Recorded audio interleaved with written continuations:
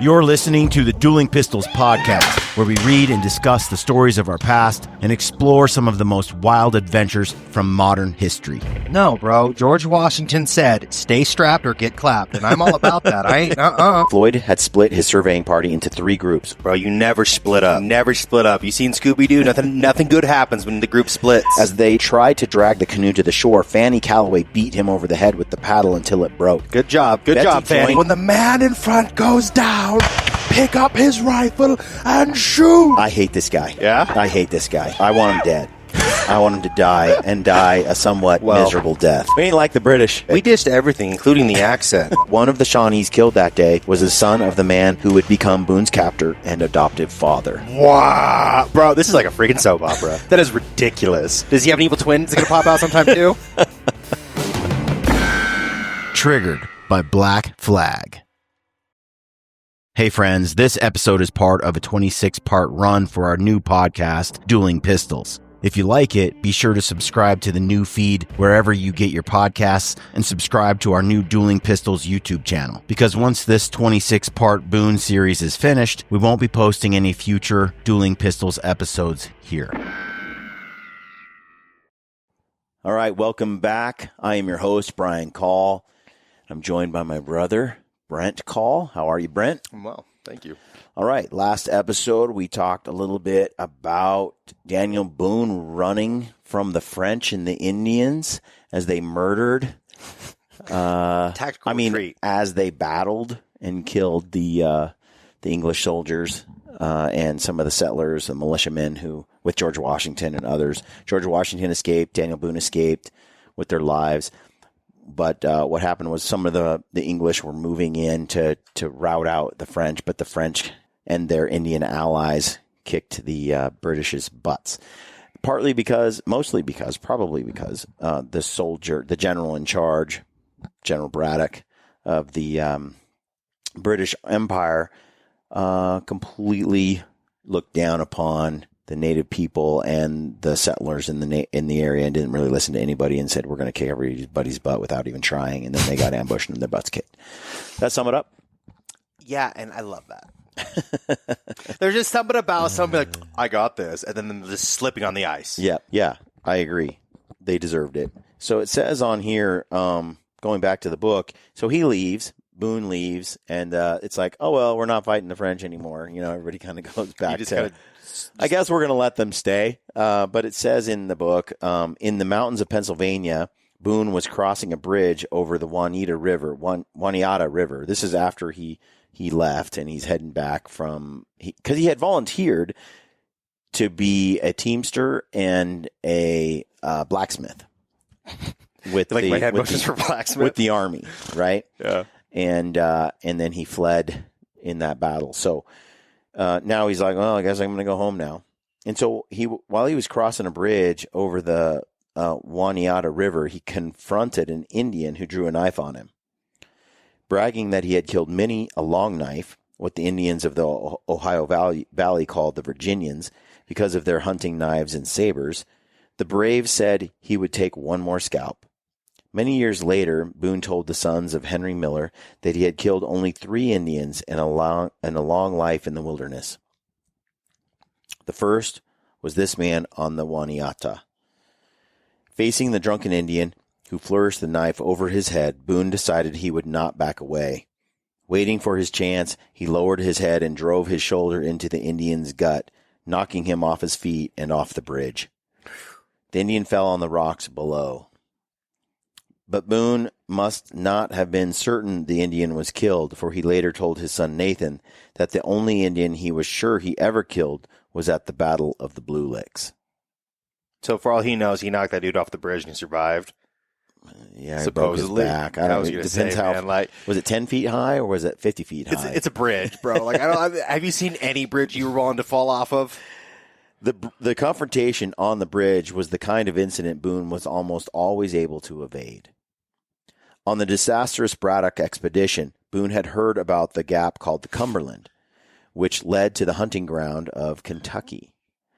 And by the campfire on the way to Fort Duquesne, Boone had heard John Finley tell of the new Eden of cane and clover, buffalo and beaver, the island in the wilderness where only a few Indians hunted and fewer seemed to live.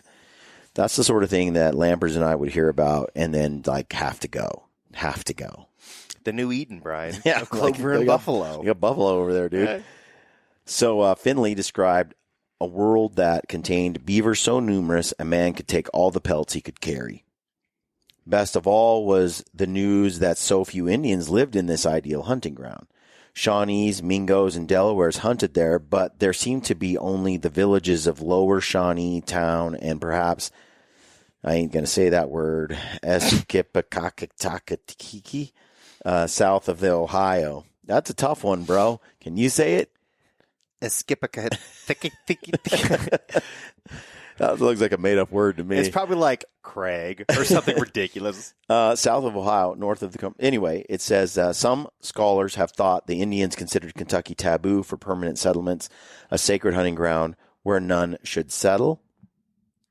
More think the powerful Iroquois had maintained the Meadowland as their buffalo hunting grounds, driving away all other tribes. The bounty was there for the taking for anyone with the courage and enterprise to go there. You'll find that a lot of land was uninhabited. Like there's evidence that there were Indians there at one point, but they were gone at that point. The native people traveled. You know, they would go where the hunting was good. They'd be here, and then they go here, or they would travel to a hunting ground, but they'd live somewhere else, not to disturb the hunting area. It just so happens that this kind of area that Boone is dreaming about seems to be vacant, mostly vacant, with a few forays of Indians here and there. So you got an area that's not really inhabited by Indians, but is like the Garden of Eden when it comes to hunting. It's just rich. That sounds too good to be true. It's like El Dorado. Since the time of the Vikings, perhaps since the day of the Romans, westering had been in the blood of Europeans. Exploration. The Romans pushed as far toward the sunset as Britain and Ireland, and Irish monks and Eric the Red had sailed all the way to Iceland. Leif Erikson had reached Greenland and the New World. Columbus and his successors had discovered lands and peoples that changed European ways of thinking about the globe and the future. Driven by greed or piety, lust for power or curiosity, romance, or some combination of all five, Europeans were relentless in exploration, going farther and farther with the sun, the stars, and the moon always to the west. Anybody who would carve out a boat, jump on the ocean, and sail who knows where, man, I mean, they got balls. They got the fiddlefoot. The fiddlefoot, the itchy feet, you know, they just want to see what's around the corner. Find that dragon. And it just never ends, though. For the colonists in North America, the West meant free land and independence from feudal rule, and this is a new quit rents. Quit rents? Yeah, all one word. Quit rents. From debt and debtor's prison, from censures of the church and the class system, from servitude and poverty. The West was the place to rise, to become better, larger. You find that word? Mm-hmm. What's it mean? Fixed rent payable to a landlord for some sort of service. It's basically, you don't pay them money. You can live on my land. You can be a blacksmith. You make X amount of whatever for me. You can live there for 6 months. That's kind of how the deal works. The book says, for someone like Boone, the West was a place of mystery and shadow also, a stage on which to act a larger, more dramatic role, to play parts written on a different scale in meadows and forests, along rivers and cane brakes, with buffalo far as the eye could reach, with flocks of passenger pigeons that filled the sky for days. From the time he returned from Braddock's campaign, Boone began to think more and more about the land beyond the mountains, and began to reach farther westward with each hunt, into the hills and mountains near the head of the Yadkin. Cool. We're going to get here next. This next little bit is about the beautiful Rebecca. The beautiful Rebecca. The beautiful, buxom. Ooh, nice. Good to know. Rebecca. So that's Boone's wife. Okay. We're going to get a little bit into that, and this is going to be interesting. Moving on, it says, After he returned to the Yadkin, Boone initiated another important change in his life. 2 years before, he had met 15-year-old Rebecca Bryan at a family wedding. Rebecca was the daughter of Joseph and Ailey Bryan, immigrants to Pennsylvania and then Virginia, where Rebecca was born in January 9, 1739. And then it says, like the Boones, the Bryans were a large family. In the court records of Rowan County, Morgan Bryan's name appears often as jury member or magistrate, so her dad was like kind of a mover and a shaker in that town. Daniel had hunted and associated with 3 of Rebecca's brothers. So he met 15-year-old Rebecca a couple years prior to this, and now he's back in town. The meeting of Rebecca Bryan and Daniel Boone, so she'd be 17, is the beginning of one of the great romantic tales of the frontier in 18th century America. Celebrated in film and television, folklore, and history, Rebecca has been portrayed as the ideal wife, patient, resourceful, a great beauty, a crack shot with a rifle, moving again and again with Daniel and their family from North Carolina to Virginia, back to North Carolina, to Tennessee, to Kentucky, to Virginia again, and back to Kentucky, then finally to Missouri. The woman could do it all. That's a lot. And they're doing it either on foot or at best with a horse involved. It says, according to Annette Kolodny, in her landmark study of women on the frontier, The Land Before Her, Timothy Flint first portrayed Rebecca with the same heroic nature he attributed to Boone, but then toned down his portrait to suit Victorian tastes. This is interesting. Others would suggest that Rebecca loved the wilderness as much as Daniel did, and rumor would ascribe to her the training of her sons in marksmanship with Daniel while Daniel was away. Annette adds, it is said by some that she was a fair shot, by others that she rivaled her husband in marksmanship. And the rumor persisted that she, not her husband, often away from home, had taught their sons the use of the gun. Rebecca was rumored to have shot 6 deer in one day. Jeez, good for her. Daniel was already the champion hunter, trapper, marksman, and wrestler of the Yadkin region. I like how they throw wrestler in there. A descendant later referred to Rebecca as one of the handsomest persons she ever saw. She was also described as mild, pleasant, and kind. Rebecca had fair skin and coal-black hair and striking black eyes. She was a good bit taller than average, about Daniel's height. She was called buxom and larger than the average woman of the time. Though no portrait of her has ever been found, we have a vivid sense of her beauty and vitality. What's buxom, Brent? She's a thin or slender gal and is quite top-heavy. Is that what that means? Oh, okay. It says that she was a woman capable of the hard work and childbearing and dangers and excitement of the American frontier.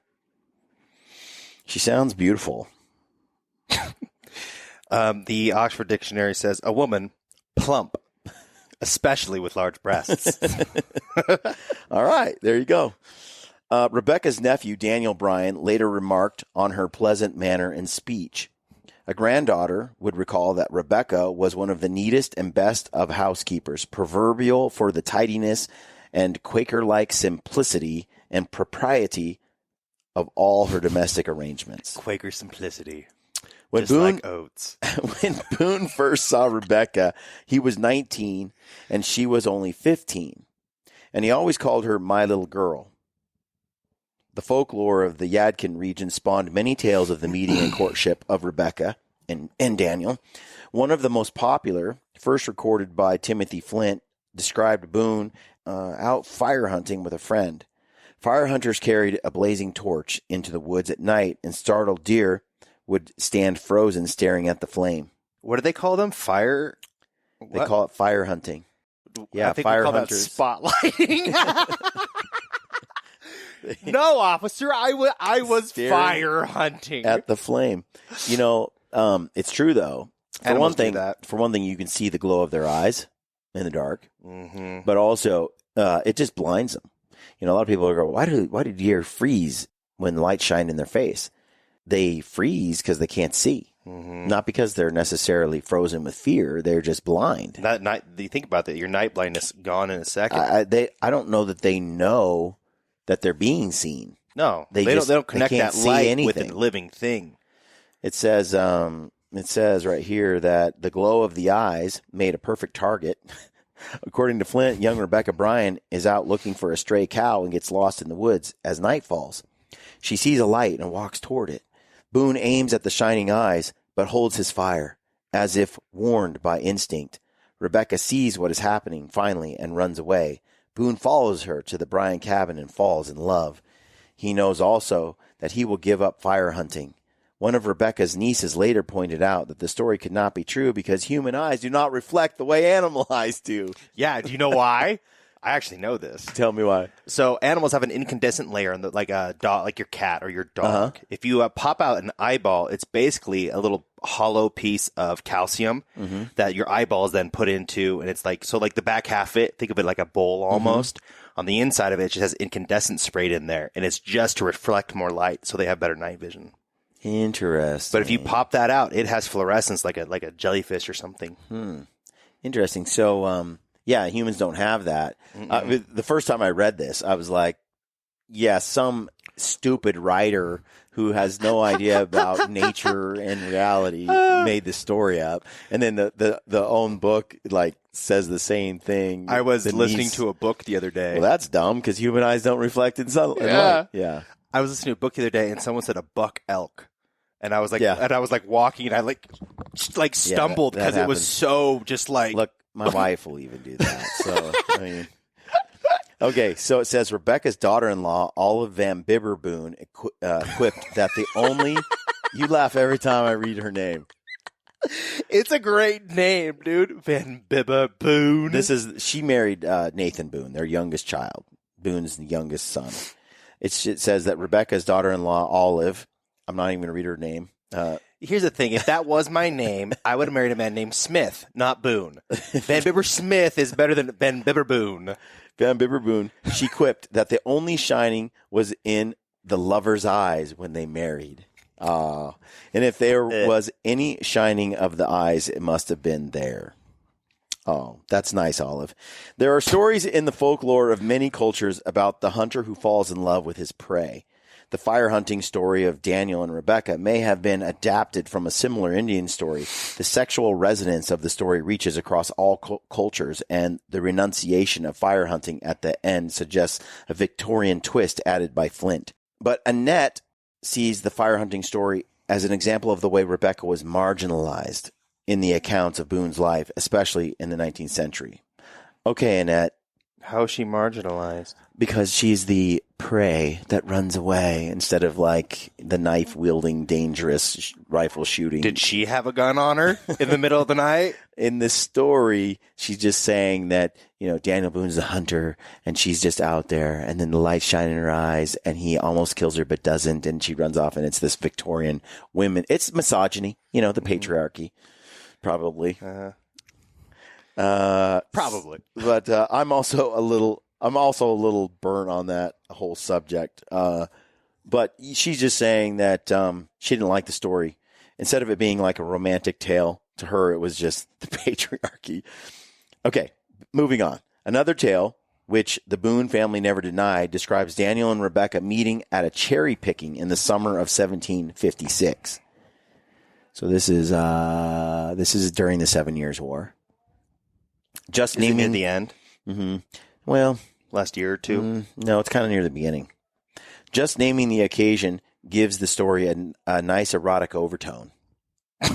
The couple sit in the grass of the cherry orchard. Rebecca, wearing a fine cambric apron, showing at once her practicality and love of finery. Cambric was hard to get on the frontier. Daniel, perhaps nervous, takes out his hunting knife and begins to flourish it around. The knife rips the fine apron in 3 places, but Rebecca Bryan does not protest or reproach him and seems to ignore the damage. Boone later explained to his descendants that he had meant to try her temper to see if she would get angry. Because she ignored the damage, Boone said he knew she was the woman he must marry.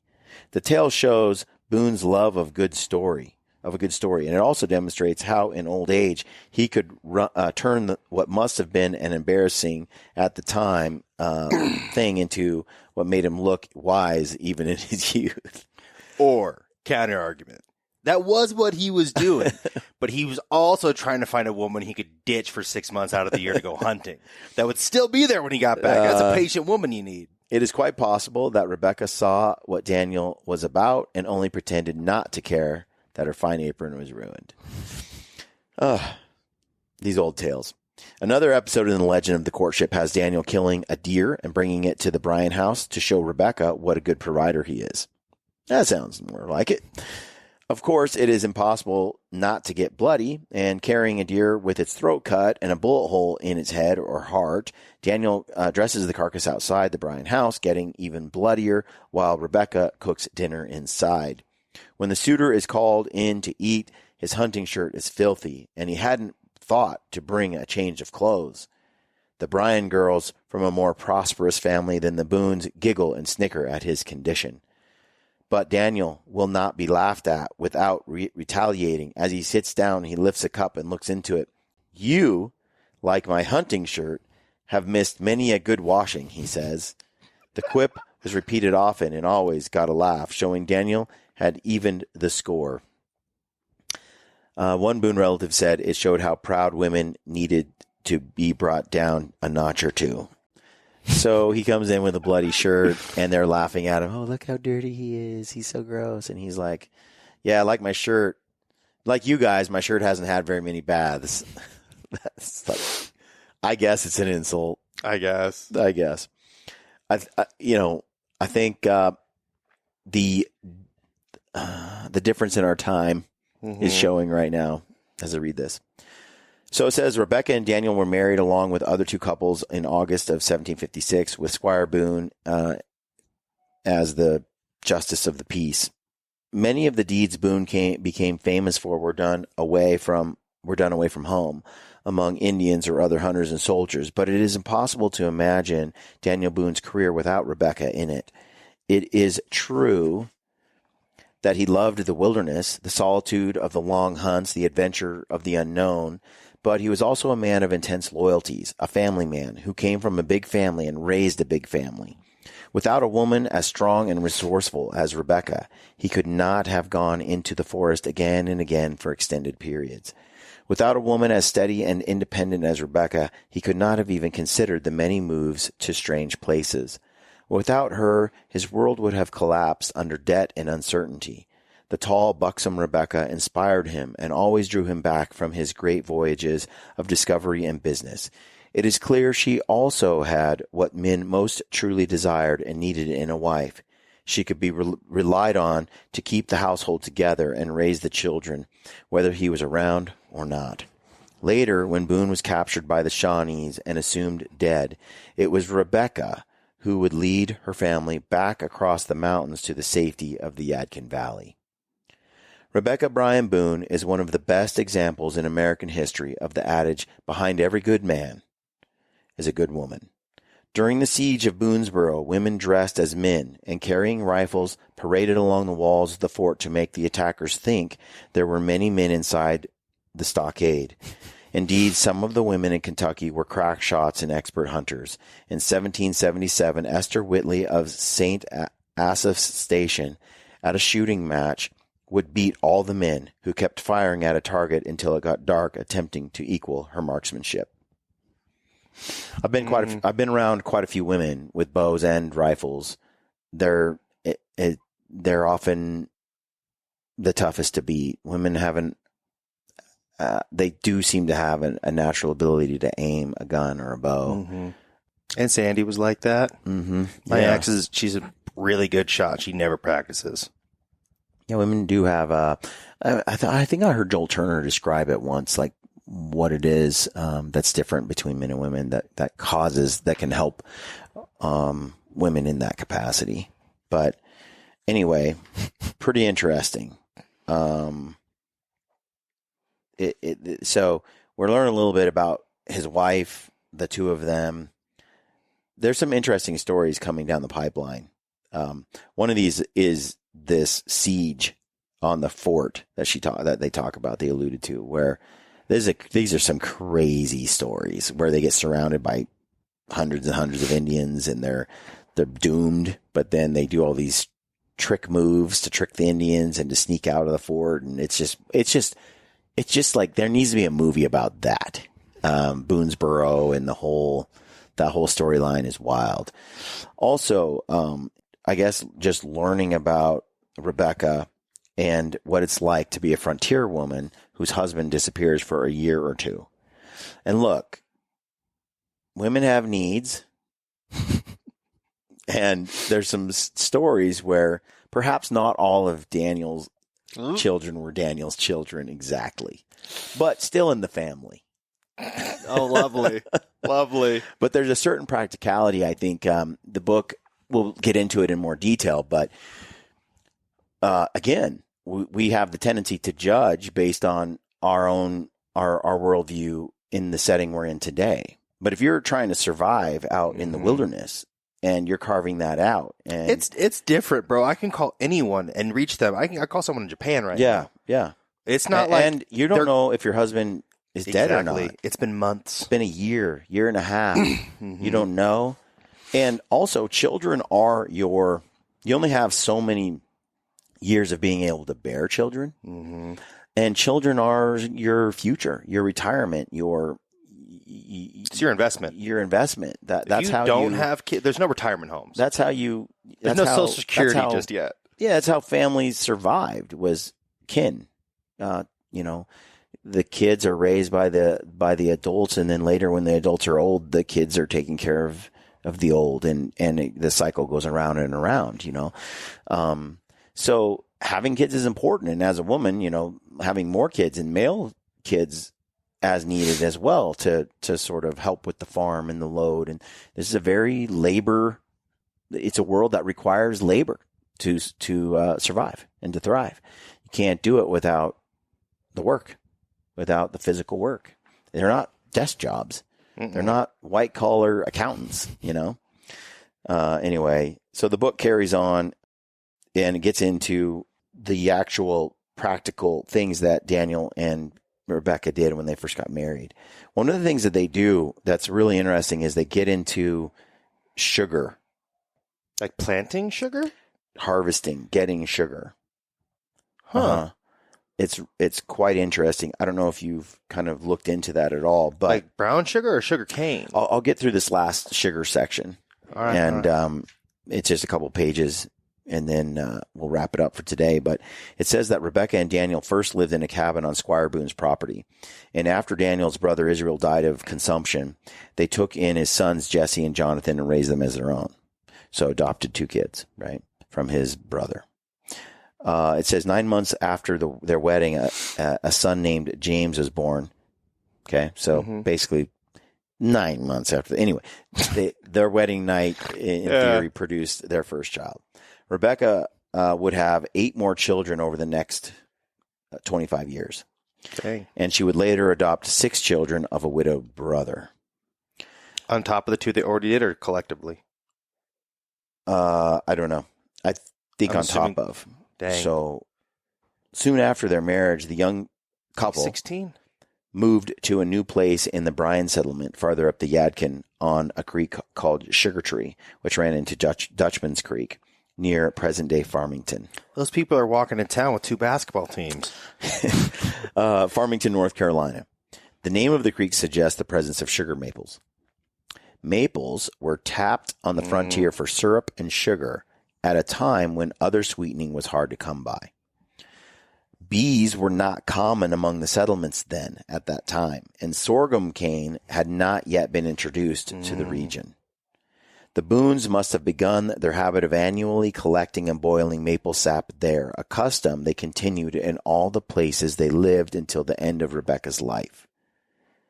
Boiling maple syrup together seemed to be something that Daniel and Rebecca particularly enjoyed. In the periods he was at home and not roving, when he was away, Rebecca made syrup with their children. In the worst of times, later, when they had lost most of his land and was deeply in debt, they fell back on this forest occupation, making hundreds of gallons of syrup. On Hinkston Creek in Kentucky in 1797, almost 1800, while Boone was being sued for debts and land surveys, They would boil down enough sap to make more than 500 pounds of maple sugar to sell and use. Dang. It is easy to see why sugar making attracted Daniel. He did not much care for farming. Maple syrup was not something that had to be cultivated in the fields. In long days in the hot sun, plowing and hoeing and weeding, which sucked, maples grew in the forest like the game and could be tapped in the cool days of late winter as the sap rose from the deep root systems. Once the trees were tapped and the sap wept into buckets, it was carried to the boiling furnace. The main work was keeping the fire going. It takes 40 gallons of sap to boil down to 1 gallon of syrup. Ew. That is a lot of sap. That's a lot of work. 40 to 1. And 10 gallons of syrup to boil down to 8 pounds of sugar. So so wouldn't you want more sugar then? 10 times 40 would be what you need to get 8 pounds of sugar. Oh, jeez. Oh, my Lord. It's a lot of sap. But they got a lot of trees, and there's, like I said, there's 18 of them at this point? It says, but the product was unsurpassed. The product was unsurpassed sweetening to use in cooking, sell, or give to friends. Maple sugar was the sweetening. I ain't giving that to nobody. Are you kidding me? Do you know how much work that is? Oh, man, I have a hard enough time giving away a jar of jam I've made, let alone this took me 6 months to make this pound of sugar. You want to lick? Yeah. It says maple sugar was the sweetening the Indians had before the whites had arrived. Once made, the syrup could be fermented as a kind of mead or distilled into wine or spirits. The boiling was done in late winter as snow was disappearing, just as arbutus was beginning to bloom. Sugaring came at the end of the trapping season as the fur was getting thinner, less valuable, before the deer hides were in their prime spring and summer condition. Sugaring was the first sign that spring was on the way. Really? A ritual to welcome the spring. Sugar making gave Daniel and Rebecca an opportunity to work together, a chance they rarely let slide by. The house Daniel built on Sugar Creek when he was about 22 years old was more substantial than a simple cabin.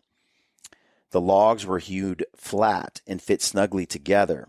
A big fireplace and chimney of soapstone and wood provided heat for cooking and living and much of the light in the evenings. There was an outside kitchen for cooking in summer, and Daniel later added a puncheon floor fixed with wooden pegs. The house measured 18 by 24 feet, and according to a resident in the area at the time, was still standing 100 years later.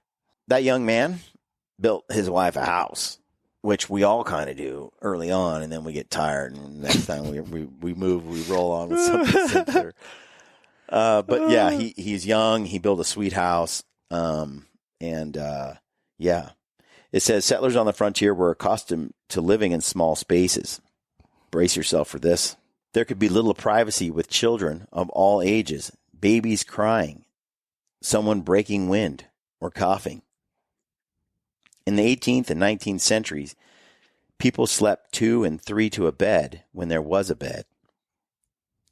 4 or 5 children might sleep on the same cot or pallet. Because of lack of space and lack of beds, they slept packed together on ticks stuffed with leaves or straw or corn shucks. This is like a mattress that's made out of corn shucks or leaves. In cold weather, the several bodies in bed together helped them keep warm in a corner or loft far from the fireplace. There are many accounts of travelers stopping for the night at cabins or houses along their way. Common courtesy of the time and place required that visitors be invited to dinner and to stay the night. So if someone came by, you let them in. In a cabin where 10 people normally slept, the visitor would be invited to unroll his blanket near the fireplace and undress or half undress in the dark or the semi-dark. So your privacy was limited. The dark. A kind of privacy was created by everyone ignoring each other, pretending. And even if you woke in the night and heard the sounds of lovemaking nearby, you pretended not to notice. La, la, la, la, la.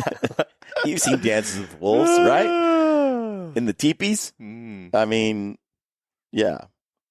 You pretended not to notice that the crowding in the cabins and little houses was no hindrance to lovemaking is proved by the number of children born in the frontier to families such as the Bryans and Boones. Judging by the birth rate, the hardships and crowding seem to have been a spur to fertility, not a restraint.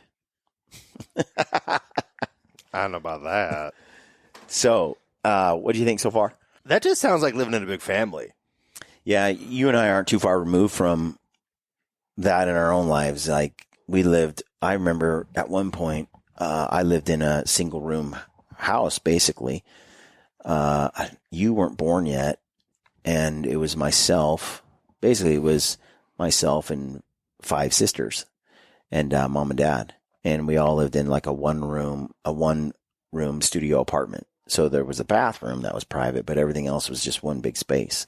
And there was a little curtain that kind of divided where mom and dad's bed was. It was just a temporary place. We were there for maybe a year or so. It was a cute little studio, but it was tiny. And then we had these little trundle beds that would roll out during the day and go back at night. And we all just slept, all the beds, like 5 beds on the floor in the same big spacious room. We'd slide them away, go to school. I mean, I get it. We lived in that similar situation.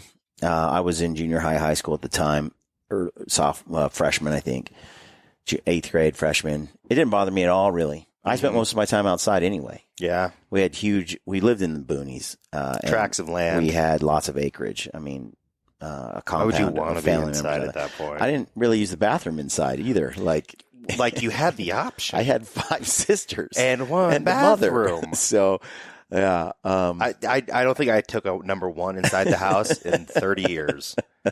Yeah, very true. So I get the frontier living, and they all lived in that same little space. When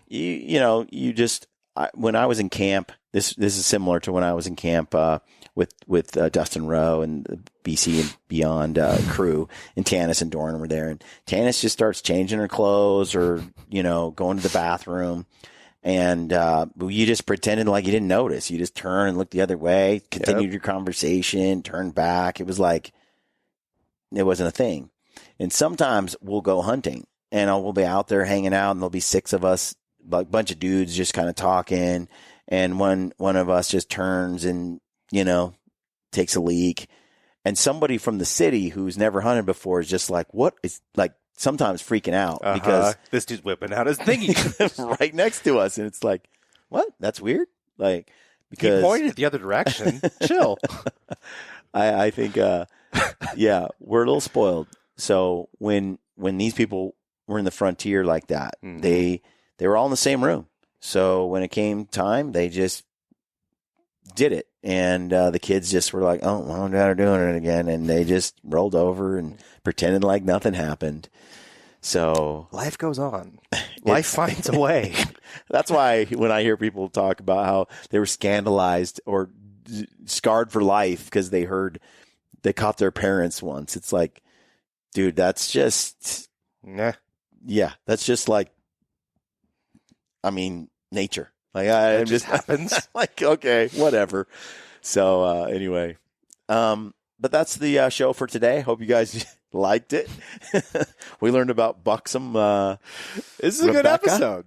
And we're going to get in the next little section. We'll start getting out into some hunting and mountain adventures again as that's the next stage of the story. But I hope that people are gleaning from the book what I gleaned from it years ago when I read it, which is to understand better the world around me today, what it took to live in those times and get to where they are today. So that's it for today. I hope you like the show. If you do, don't forget to like and subscribe to the channel. Leave us a comment. Share it with your friends. We appreciate you. Thank you for tuning in, and we'll see you next time. Hello, friends. I hope you're enjoying our new Dueling Pistols podcast. Remember, it's only here temporarily on the Gritty channel. Short time. If you want to subscribe to the main show, head on over to our YouTube channel, Dueling Pistols, and subscribe over there. And anywhere that you get your podcast, you can subscribe there. Thanks for supporting us. We're on all platforms. Yeah, we're out there. Find it over there. And tell a friend. Yeah. Tell a friend about our new show. Tell all your friends. Help us grow it bigger. We're just going to turn this to an ASMR. All right. Thanks, guys. Catch you on the next episode.